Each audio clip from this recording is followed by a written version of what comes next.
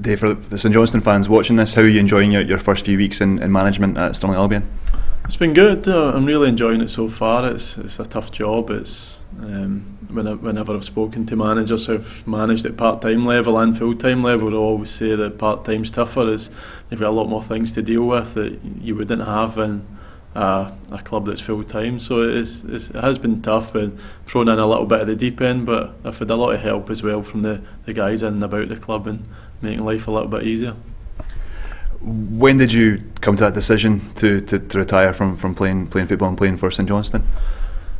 To be honest, I think around about the summertime I knew that I was really struggling to get back. I'd been doing a lot of rehab during the summer and I always just felt a little bit of a niggle there. It was never quite right, whereas the previous time when I had my hip done, I flew through all the rehab. There was never an issue, no pain, no matter what I'd done. So I always just had that slight nagging feeling that I probably wouldn't get back, but I wanted to make sure I'd done everything I could to possibly try and get back. I'd seen loads of specialists and injections here and there, and there just comes a time you have to say enough's enough, and for the sake of my long-term health it was a decision that had to be made, and I was comfortable making it. At the time I'd known, by the time I announced my retirement, I'd probably known 6 weeks previous to that it was just a case of, right, we'll try this one last thing or whatever, but in the back of my mind I knew that it was game over, and I can't complain. I was 35 when I retired, and it's a decent age for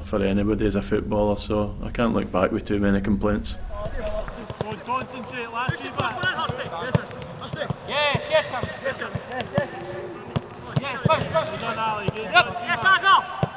Yeah, I was working in there with him full time. I was in every day working with him, which was brilliant for me and my development as a coach.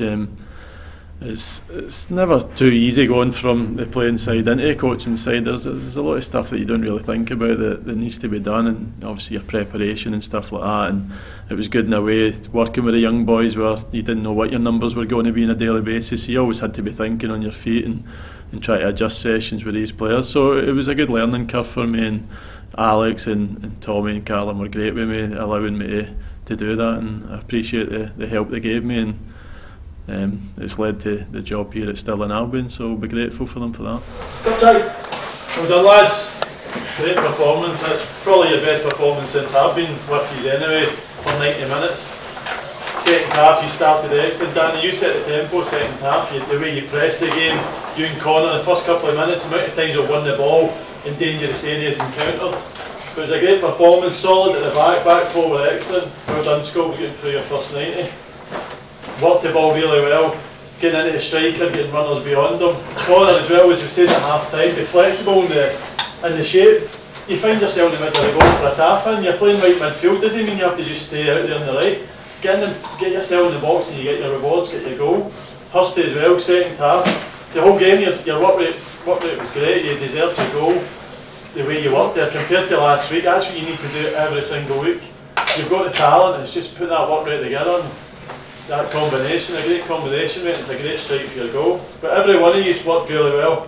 Great team performance for the full 90 minutes. And going to Thursday now, keep that. You've set a standard now, lads, and that's what you have to keep towards. The way he's passed the ball, moved, and I thought especially your work rate off the ball, lads, the way he's won the ball back so quickly and winning it in good areas, we can go and counter quickly. That set the standard for the game, lads. Well done, great performance. 2 wins in a row now, keep it going. Just looking right back to the point where you joined St Johnston from Livingston, what's your memories about that time and how your move to McDermott Park came about? At the time, it was well documented. At the time at Livingston we were struggling. It was financially with the Italian owners at the time who were running the club into the ground basically, and they were desperate to get a little bit of money, and myself and Murray came as a package for whatever reason. They were desperate to get the two of us out the door. Maybe the only two at the time who maybe could have brought in a little bit of money for them. I think Lee Griffiths was round about that time as well. I don't know if he'd gone to Dundee previous or whether he went after, but there was a few clubs after us at the time. There was Motherwell, Dundee, St Johnston, I think one other, and we spoke to all of them, and to be honest I was unsure about joining St Johnston at the time. If I'm being honest, Motherwell were the one who stuck out for me. They just finished third in the Premier League the year before. It was closer to my home, the money was better, but when I spoke to Derek McInnes, for whatever reason, I just felt after that meeting that is the kind of person that I'd like to play for. Because in the flip side, I wasn't guaranteed a game either, because I think Gary Irvine had been playing there the previous season, was a standout for them in the championship, so I had that in my mind as well. If I go there, I might not even be playing. So, but I just had that feeling that after speaking to Derek, that it was the right club for me, and thankfully it turned out that way, and I managed to get into the team pretty quickly and keep my place with decent performances. So I'm glad, obviously, now that I chose to go there, and my gut feeling was right. What's your maybe best memories from your earlier part of your St Johnston career under Derek McInnes? The first one would probably be scoring the winner at Parkhead. A few people say it wasn't getting in, but it was definitely getting into the bottom corner. It took a deflection, I think, off Joe Ledley, and I believe that was our first win of the season. I can't even mind if that was our first year or the second year, but that certainly stands out as some, especially when you retire now and you look back in little moments, and that's one that stands out for me. And after Derek McInnes left to go to Bristol City, what was that transition like to have Steve Lomas? And again, what was your best memories playing under Steve Lomas at St Johnston?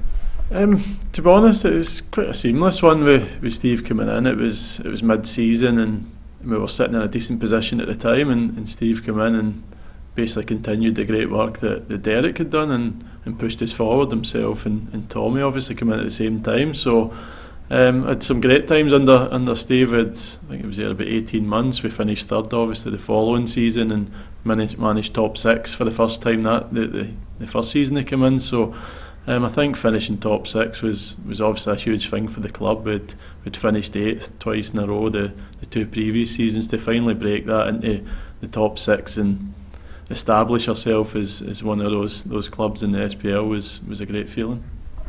When Steve left to go to Millwall, Tommy Wright took over. Again, what was that transition like? And his first game in charge was that away game against Rosenborg, and was that one of the biggest games of your career? Absolutely, that's probably, alongside the cup final, it's not far behind, to be honest. The Rosenborg one, I think nobody really gave us a chance. I don't think many of the players actually believed that either going there, and I remember it was Tommy's first team meeting he had. It was in the hotel before we left, on the bus for the game, and I think everybody came out of that meeting.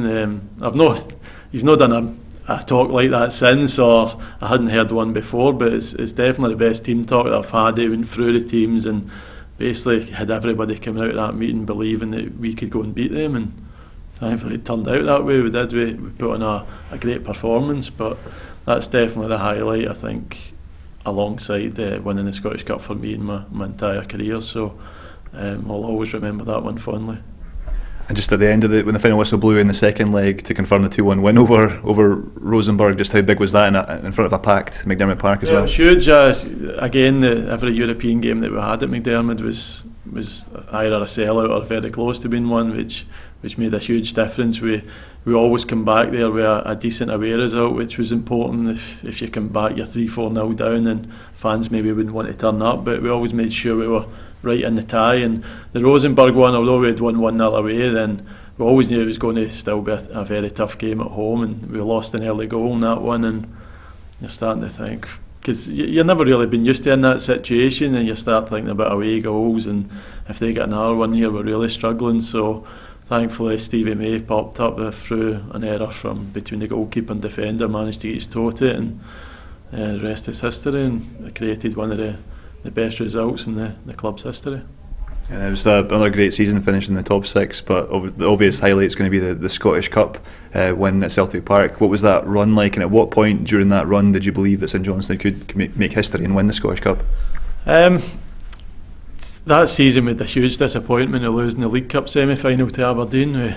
We were well beaten that day, 4-0, and I think that the big turning point in that run was the semi-final against Aberdeen. I think after we won that, we had real belief that no matter who we'd have played, we knew it was going to be Dundee United. They played the previous day, but whether it was them or Rangers, to be honest, when the draw was done, Aberdeen was the one that we probably didn't want, because we had a horrendous record against them that season up until the semi-finals. So I think once we got over that hurdle, then I think everybody was confident we could beat Dundee United, and without being arrogant or too overconfident. We always felt we had a great record against them that year. They players that could hurt us, but for whatever reason we seemed to nullify them every time we played them. And we just got in there with a real belief that we were going to do it and finally get the silverware that the club's been craving for all the years. How many nerves were there walking out into Celtic Park, going into that cup final? To be honest, I didn't feel too nervous for the final. To be honest, it was the semi-final I probably felt more nervous for, due to the fact it was against Aberdeen. We'd struggled against them. You're desperate for a little bit of revenge for not even revenge on Aberdeen, just to make amends for the semi-final earlier in the season at Tynecastle where we didn't perform, and I certainly didn't perform anywhere near what I should have. So I think that was a game that I probably felt the most nerves throughout my career. I wasn't one for getting nervous too often for games, but I remember even in the warm-up in that one, just desperate to make amends. And there was always that thing where St Johnston always choked in semi-finals and couldn't go over that hurdle, and you're just so hungry and so desperate to do it, and I think the nerves showed. But once the game kicks off, then you forget about that. Just on that Aberdeen semi-final, what was said at half-time? There's a lot's been said about what Tommy said, but what Stephen McLean said as well. Were you one of the vocal people at half-time at Ibrox in that Aberdeen semi-final? I honestly can't even remember. I've not got the greatest memory in the world at the best of times, but I do remember Mackay saying, obviously, I can't even remember the exact words, but basically we're not going away on holiday and thinking that this is a chance passes by, especially players like myself, Mackay, Fraser Wright, guys who were coming to the end of their careers. I know Mackay's still doing well at the minute, but age-wise you're thinking this is maybe our last opportunity to do it, and you don't want to go out in a whimper. You want to put up a real fight and go out and try and earn your way into that final. And because we didn't know, but you realise you had a really good chance of actually winning the cup. If it's Celtic sitting in the final or whatever, you might not be so confident, but with Dundee United there, then we knew we had a real chance of actually not just getting to a cup final but actually winning it. So there was some words says at half time, but none that I can remember too vividly. And just to get, as the St Johnston captain, to get your hands on the Scottish Cup, the first St Johnston player to do that in the club's 130-year history, how big was that for you? Personally, wasn't a huge thing for me. I'd have been delighted if I was the last person to lift it, or it didn't matter. The 10th person is just as long as you get your hand on that trophy. It's individually for myself, who had never won anything. I've got a runners-up medal from the Scottish Cup, but I'd never won any even league medal at any level or whatever. So just to finally get a winners medal was huge for me, and to lift the trophy. But I say it didn't really. I know. I look back now and it's obviously a great achievement being a captain, but at the time it didn't really matter to me. As long as you just get your hands in the cup and you were lifting it, didn't matter whether I was first or last. And it's just something that you look back on now with real fond memories. That's it. Just what are the biggest memories for you from your St Johnston playing career, maybe most prominently with Tommy Wright? Again, it's easy ones. It's Rosenborg, as we've spoken about, the cup final.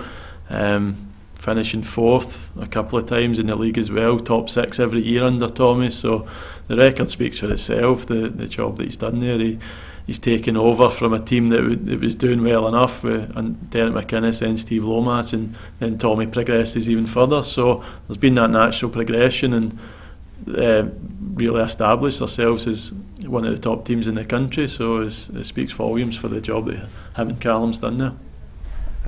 Lots of players when they retire, they say they miss obviously the playing, but they also miss the kind of the banter in the dressing room and stuff like that. Do you miss guys like Midge, like Mackay, like Ando, players like that?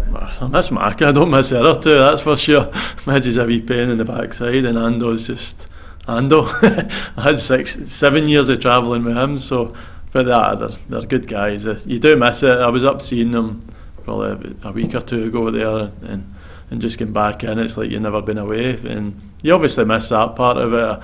I really miss the playing side of it. You wish you could play on forever, but unfortunately the body can't do that. Mine's gave up on me, but you do. I don't really miss the training side of it, if I'm being honest. I enjoyed training when I was younger, and the older you got, it was tougher to get yourself going, and especially into your 30s, aches and pains and stuff like that. So I don't miss that side of it. I can still join in training as I did with St Johnston. I would train maybe a couple of days a week, and I train with the under-20s here on a Monday night, or if there's a number short on a Tuesday. So it's good to still be involved in that kind of way, but I don't really miss the training, more just the games. But that's been replaced by the next best thing in taking a team, and it's a total different feeling this Saturday. Obviously you're not really in control of what happens on the pitch, whereas obviously if you're playing you can affect it a little bit, but I'm really enjoying this side of it, and as opposed to playing, it's definitely the next best thing. And just after you announced your retirement from playing, the game after, St Johnston scored the goal, a winning goal in the match, and they ran away and picked up your number 2 Mackay shirt from behind the goal and showed off to the cameras and to the stands where you were watching the game. How much did that mean to you?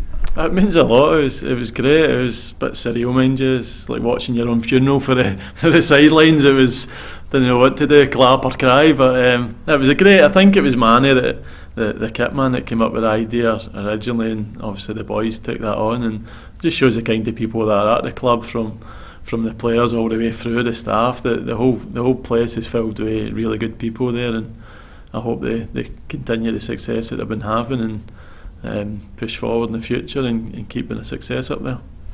And going into managing just now, your last manager, Tommy Wright, is there any kind of lessons, things that you've learned from playing under Tommy that you've now taken into being a manager in your own right?